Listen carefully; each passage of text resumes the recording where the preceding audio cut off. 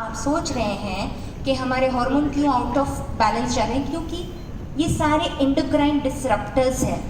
Endocrine डिसरप्टर्स यानी कि hormone को इम्बैलेंस में लाने वाले टॉक्सिन्स हैं। तो ये जब टॉक्सिन छोटी छोटी मात्रा में हमारे शरीर में जाते हैं तो पहले तो हार्मोन को इम्बैलेंस देते हैं और फिर बीमारियां देते हैं। इस बीच अगर आप लकी हैं तो ये आपके स्किन, वजन और बालों के हेल्थ में वो नज़र आएगा। आप तब संभल जाए और डीएक्सिन के प्रोडक्ट्स को यूज़ करना शुरू कर दें तो शायद आप आने वाली बड़ी बीमारियों से बच सकते हैं। और आजकल के ज़माने में क्या हो रहा है, डिजिटाइजेशन आ गया है। तो मतलब हमारे जो बच्चे हैं ना, हाथ में फ़ोन लेके पैदा हुए हैं। ये हो गया है कि इतने सारे इलेक्ट्रॉनिक्स और इलेक्ट्रिकल आइटम्स आ गए हैं। अब इतनी सारी लाइटिंग है, ये सारा ब्लू रे ये जो जा रहा है हमारे शरीर के अंदर, ये हमारे शरीर को अंदर से इम्बैलेंस देता है। It affects our body, mind and increases stress in the body. और हमें मैं इसलिए ये बता रही हूँ आप लोगों को, इसलिए आपको जागरूक होना है कि डिजिटाइजेशन के बाद जो रेडिएशंस आए हैं हमारे जीवन में, इसके कारण ना केवल हमारे आने वाली जो पीढ़ियाँ हैं इससे बहुत ज़्यादा ग्रसित होने वाली है। और ये जो बीमारियां जो आप देख रहे हैं 40 और 50 की उम्र में लोगों को आ रही हैं, ये सारी बीमारियां हमारे बच्चों को 30 की एज में आने लगेगी, 30 की एज में आने लगेगी। तो हमें इस बारे में जागरूक होना ज़रूरी है। नेक्स्ट, तो जैसे कि मैंने आपसे कहा, जब ये शरीर में टॉक्सिन्स जाता है और हम स्ट्रेस्ड रहते हैं, जैसे कि मैं थी, जैसे कि योगी जी थे, जैसे कि आप सब भी होंगे, बहुत ज़्यादा स्ट्रेस होता है काम का। तो स्ट्रेस और टॉक्सिन्स जब शरीर के अंदर जाता है तो अलग अलग हार्मोन डिसरप्ट होते हैं और अलग अलग हार्मोन्स अलग अलग वे में दूसरों की अलग अलग बॉडी में नज़र आते हैं। तो अलग हार्मोन्स का अलग अलग टाइप का ये मोटापे का प्रॉब्लम। थायराइड का इम्बैलेंस सुना है सबने? आपने देखा होगा कि थायराइड के पेशेंट्स या तो बहुत पतले होते हैं या तो बहुत मोटे होते हैं। हार्मोन का इम्बैलेंस है ये। फिर मेनोपॉज में लेडीज़ को लोअर बॉडी में वेट, वज़न बढ़ने लगते हैं, ये देखा होगा आपने। एक उम्र के बाद लेडीज़ को वो इस्ट्रोजन यानी कि ओवरी का, वो भी एक हार्मोनल इम्बैलेंस है। ऐसे बहुत सारे हार्मोनल इम्बैलेंसेस है। उसमें सबसे बड़ा है इंसुलिन रेजिस्टेंस, जिससे ग्रसित सब लोग हैं आज। क्योंकि खाने की ये जो लत लग गई है लोगों की कि हमें टेस्टी खाना है, हमें मीठा खाना है, शुगर एडिक्शन जो हो रहा है लोगों को, उसके कारण इंसुलिन रेजिस्टेंस, जो कि इंसुलिन इम्बैलेंस में जाता है सबसे ज़्यादा, उसके कारण लोगों का वजन बढ़ रहा है। नेक्स्ट, तो जैसे कि मैंने आपसे कहा, ये सारे टॉक्सिन्स हैं जिसके कारण ओबेसिटी भी होती है। तो लेटेस्ट साइंटिफिक रिसर्च है ये, आप देख सकते हैं, प्लास्टिक से भी रिलेटेड है ओबेसिटी यानी कि मोटापा। नेक्स्ट, थायलेट्स और पैराबेन्स के बारे में मैं बोल चुकी हूँ आपको। खुशबू बढ़ाने वाला जो जहरीला पदार्थ, मेकअप में जो जहरीला पदार्थ है, उसमें भी देखिए नंबर 1 पे ओबेसिटी। नेक्स्ट, फिर पेस्टिसाइड्स मैंने आपसे कहा कि पेस्टिसाइड जो कि कीटाणु मारने की खेती में यूज़ होती है दवाई, जब वो हमारे शरीर में थोड़ी सी भी मात्रा में अगर बाई मिस्टेक अगर हमारे शरीर में चली जाए तो वो हमारे आंतों के कीटाणुओं को नष्ट कर देती है। नेक्स्ट, आंतों के कीटाणुओं के बारे में काफ़ी बातें होने वाली है नेक्स्ट स्लाइड में। उसके पहले मैं आपको बताना चाहूँगी ये जो न्यू एज ग्रेन्स यानी कि गेहूँ, चावल, न्यू एज के जो अनाज हैं। तो गेहूँ तो सबको पता है कि मैदा नहीं खाना है, राइट? क्योंकि मैदा में ग्लूटेन है, वो हेल्दी नहीं होता है वगैरह वगैरह। लेकिन क्या आपको पता है कि होल व्हीट यानी कि आटा, जो हमें लगता है कि बहुत हेल्दी है, उसमें वीट जर्म एग्लूटिन नाम का एक विषैला पदार्थ होता है, जो धीरे धीरे हमारे शरीर के अंदर जब वो एंटर करता है तो हमारे आंतों के थ्रू वो गली बना के निकल जाता है और हमारे सेल्स को जाके अटैच हो जाता है। और फिर वो सेल को अटैच होने के बाद हमारे सेल को खोखला बना देता है। ठीक है, ये इंसुलिन की मिमिक्री करता है। ये बहुत ही ज़्यादा भयानक टॉक्सिन है। यही रीज़न है कि कितना भी आप चावल कम कर लो, रोटी बढ़ा लो, या जो भी आप ट्राई करते हो, फिर भी आप वज़न नहीं घटा पा रहे हो, क्योंकि WGA जैसा टॉक्सिन आपके सेल को जाके अटैच हो गया है। तो ऐसे टॉक्सिन्स को जो हमारे सेल से अटैच्ड है, उसको हमें अगर अलग करना है और हमारे सेल को अगर टॉक्सिन फ्री करना है तो हमें क्या करना चाहिए डीएक्सन वालों? क्या खाना चाहिए? अरे बड़ी ताली बजाइए, वेरी गुड। देखिए, सो यू ऑल ऑलरेडी आपको पता है नेक्स्ट कि ये जैसे अभी ओके एक और विषैला पदार्थ है, मैं इसके बारे में इसलिए बताना चाहिए, नया स्लाइड मैंने इसलिए इंक्लूड किया है क्योंकि आर्टिफिशियल स्वीटनर्स को लेके, आर्टिफिशियल स्वीट सुक्रोलोज का प्रॉब्लम नहीं है, एस्पर्टेम, सैकरिन, सारे आर्टिफिशियल स्वीटनर्स हमारे शरीर के लिए खराब है, क्योंकि जब वो हमारे शरीर में जाते हैं तो ये देखिए, ये मैं नहीं बता रही हूँ, डॉक्टर स्टीवन गंड्री है, इनकी किताब है प्लांट पैराडॉक्स नाम की, और ये लिखते हैं अपनी किताब में कि जब ये, क्योंकि उन्होंने भी रिसर्च पे ही लिखा है, साइंटिफिक रिसर्च पे, कि जब ऐसा आर्टिफिशियल स्वीटनर हमारे शरीर में जाता है तो वो 50% तक हमारे आंतों के कीटाणुओं को नष्ट कर देता है। ठीक है, नेक्स्ट आप जाके गूगल कर सकते हैं सुक्रोलोज और आंतों के माइक्रोबायोम के बारे में, आपको बहुत सारी स्टडीज मिलेगी।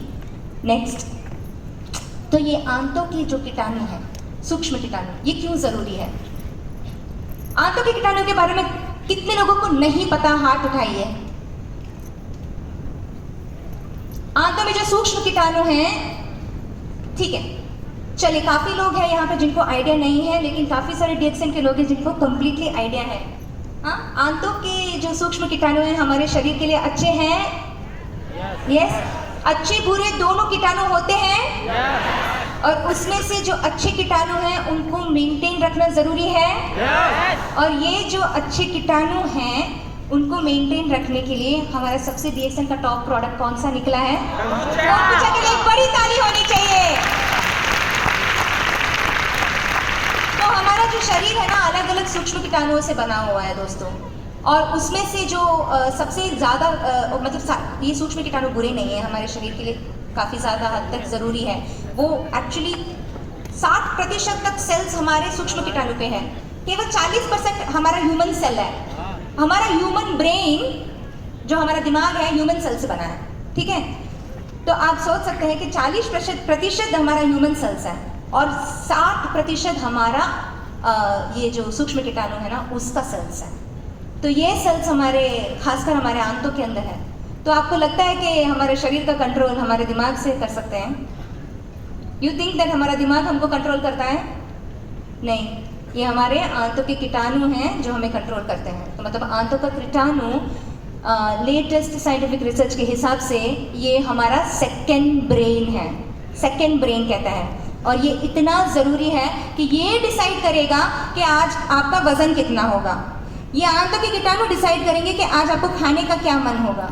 आंतों के कीटाणु डिसाइड करेंगे कि आपका मूड कैसा रहेगा। इस हद तक ये कंट्रोल करता है अपने आप को। तो ये बहुत ज़रूरी है कि आप अपने सूक्ष्म कीटाणुओं को हैप्पी रखें, गुड रखें, वरना अगर गुड कीटाणु मरने लगेंगे तो बैड कीटाणु बढ़ जाएंगे। तो आपको पता है ना, अगर बैड कीटाणु बढ़ गए तो क्या होगा? महाभारत हो जाएगा। ठीक है, तो बहुत ज़रूरी है कि अंदर अपने सूक्ष्म कीटाणुओं को आप इम्प्रूव रखें। तो सुक्रोलोज जैसी चीज़ों से दूर रहिए। अगर कोई प्रोटीन ले रहा है तो उनको बताइए कि प्रोटीन का पाउडर के पीछे जो लेबल है उसको घुमा के देखें। अगर 1 ग्राम से भी ज़्यादा सुक्रोलोज उसमें है तो बिल्कुल उनसे कह दीजिए कि ये आपके शरीर के लिए अच्छा नहीं है। इंस्टेड उनको अच्छा वाला प्रोटीन दीजिए। आने वाली स्लाइड में बताएंगे। नेक्स्ट, तो जैसे कि यही कारण है कि ये सारे एंडोक्राइन डिस्क्रप्टर्स हैं, ये सारे टॉक्सिन्स हैं जो हमारे शरीर को अंदर से असंतुलित बना रहे हैं, और यही कारण है कि क्यों लोग मोटापे से ग्रसित हैं, इसके बावजूद भी कि वो एक्सरसाइज और डाइटिंग कर रहे हैं। नेक्स्ट, तो हमें क्या करना चाहिए? क्या करना चाहिए? हमें इन लोगों को क्या देना चाहिए? हमें डीएक्सएन के nature's amazing gift for mankind उन्हें देने चाहिए। ऑलराइट, हमें बस इतना करना है, लोगों को जागरूक करना है, बताना है कि किस तरह से डीएक्सएन के प्रोडक्ट्स उनको हेल्प कर सकते हैं। नेक्स्ट, जैसे कि आप जानते हैं कि गैनोडर्मा, इसके 5 एक्शन हैं, इसके बारे में सबको पता होगा, राइट। गैनोडर्मा हमारा सबसे मेन हर्ब है, हमारा किंग ऑफ हर्ब्स है, और इसके 5 एक्शन हैं। ये क्या करता है? पहले तो हमारे शरीर की स्कैनिंग करता है, लेकिन डीएक्सएन वालों, हमको ये पहले से पता था, ये पहले से हमें पता है, लेकिन एक बार आप इसको खाना शुरू करेंगे ना तो आप ये शरीर में होता हुआ देखेंगे। पहले ये स्कैनिंग करेगा, पहले महीने तो आपको एक ही साथ 12 जोड़ी 20 जोड़ी नहीं लेनी है मेरे जैसे, आपको शुरू करना है एक जोड़ी से ही। ठीक है, अगर आपने पहले बिल्कुल नहीं लिया है गैनोडर्मा तो छोटी मात्रा से शुरू में आप जा सकते हैं, 1 महीना ले लीजिए, बस धीरे धीरे इसकी क्वांटिटी को बढ़ाना है। क्योंकि जब ये आपके शरीर में जाता है तो सबसे पहले तो पहले महीने में ये स्कैनिंग करेगा, और दूसरा महीना शुरू होने से पहले ये आपका डिटॉक्स शुरू कर देगा, यानी कि सेल पे जमा हुई कोई अगर टॉक्सिन है या कोई भी तरह के जहरीला पदार्थ जो आपके शरीर के अंदर किसी भी ऑर्गन को अफेक्ट कर रहा है तो वो उसको डीकपल करना शुरू करेगा और आपके शरीर को क्लेंस करना शुरू करेगा, डिटॉक्सिफाई करेगा। फिर ये आप देखेंगे सेकेंड महीने में कि यूजुअली पेशाब के द्वारा या फिर मॉर्निंग में आप पेट सफाई मोशन के द्वारा, पसीना, ये अलग अलग तरीके से अपने शरीर से ये सारा टॉक्सिन को निकालता है, राइट। एलिमेंट रिफ्लेक्शंस भी आपने सुना होगा कि लोगों को होता है कि कभी कभी ऐसे रैशेस आ जाते हैं क्योंकि टॉक्सिन्स निकल रहे हैं, कभी कभी किसी को बाल झड़ने लगते हैं क्योंकि टॉक्सिन निकल रहे हैं, कुछ लोगों को जॉइंट्स में पेन होने लगते हैं क्योंकि ये टॉक्सिन निकल रहे हैं। ये संकेत है हमारे शरीर में कहाँ पे टॉक्सिन जमा है, उसका संकेत है। एलिमेंट रिफ्लेक्शन की डॉक्टर लिम की बहुत सुंदर बुक है, तो डॉक्टर लिम के लिए बहुत बड़ी ताली होनी चाहिए ज्ञानी कर्मा देने के लिए हमें। डॉक्टर लिम ने एलिमेंट रिफ्लेक्शन पे इतना सारा इन्फॉर्मेशन दिया है, हमें पता है कि हमें कौन सी टॉक्सिन के कारण कौन सा एलिमेंट रिफ्लेक्शन हो रहा है। यही नहीं, डॉक्टर लिम ने हमें ज्ञानडर्मा को दे दिया है जो सबसे पोटेंट एक्सट्रैक्ट है, जो हमारे शरीर में जब जाता है तो विद इन 2 मंथ्स आपका टॉक्सिन्स क्लियर हो जाता है और तीसरे महीने में तो आपको हार्मोन का बैलेंस मिलने लगता है। और अगर आप रेगुलरली कंज्यूम करते हैं कि जिस तरह से मैंने और योगी जी ने किया, अगर आप रेगुलरली कंज्यूम करते हैं तो एक बैक पेन पेशेंट से भरतनाट्यम डांसर भी बन सकते हैं, राइट। और इसके बावजूद भी आप रुकते नहीं हैं, योगी जी जैसे भी करते रहते हैं या फिर मेरे जैसे भी छोटी छोटी मात्रा में आप कंटिन्यू कर रहे हैं, तो आप अंदर से ऊर्जावान और जवान बन जाते हैं। एंटी एजिंग इफेक्ट्स आप अपने आंखों के सामने जो देख रहे हैं वो है anti ageing effect of our product. मैं तो खैर सिर्फ वेट लॉस बोल के लोगों को बेच रही हूँ, लेकिन फ्यूचर में जब एज रिवर्सल का मार्केट खुलेगा तो सोच लीजिए ब्रिक्सन वालों हम कहाँ होंगे, राइट। नेक्स्ट, स्पिरुलिना के बारे में सबको पता है, राइट। लेकिन एक चीज़ है जो बहुत रेलेवेंट है, शायद बहुत कम लोग जानते हैं, तो मैं उसको कवर करना चाहूँगी। हमारी जो बॉडी की स्केलेटल मसल स्ट्रक्चर है, यानी कि जो हड्डियां हैं उसके इर्द गिर्द जो मांसपेशियां हैं, उसकी प्रोटीन अब्जॉर्ब करने की क्षमता घटती है जैसे जैसे उम्र होती है। तो हमारा शरीर प्रोटीन अब्जॉर्ब नहीं कर पाता जब उम्र बढ़ती है। तो आप कितना भी प्रोटीन पाउडर खा लीजिए, कितना भी आप मांस खा लीजिए, वॉटेवर आपको लगता है जिससे आपका प्रोटीन बढ़ सकता है, नेचुरल फूड्स, एसिडिक होने के कारण वो सारे फूड्स आपके वो वाला प्रोटीन आपके अंग को नहीं लगेगा। लेकिन हमारा स्पिरुलिना क्या प्रोटीन है? 100% अल्कलाइन है। तो अल्कलाइन प्रोटीन हमारे शरीर की जो स्केलेटल मसल स्ट्रक्चर है उसकी प्रोटीन अब्जॉर्ब करने की क्षमता को बढ़ाता है। और यही कारण है कि आज जो योगी जी यहाँ हमारे सामने बैठे हैं, जो जिम जाया करते थे आज वो जिम नहीं जाते हैं, प्रोटीन पाउडर नहीं खाते हैं, सप्लीमेंट्स नहीं लेते हैं, स्पिरुलिना खाते हैं और पहले से भी ज़्यादा पुशअप्स घर पे मारते हैं, ठीक है। ये है डिफरेंस। बॉडी अगर आपको सच्ची में बनानी है तो अल्कलाइन प्रोटीन लेना है, शरीर के लिए ज़्यादा ज़रूरी है। मैं नहीं कह रही हूँ, साइंटिफिक रिसर्च कह रहा है। बहुत सारे डॉक्टर्स इसके बारे में बाहर पश्चिम में बात कर रहे हैं, लेकिन उनके हाथ में सॉल्यूशंस नहीं है। वो स्पिरुलिना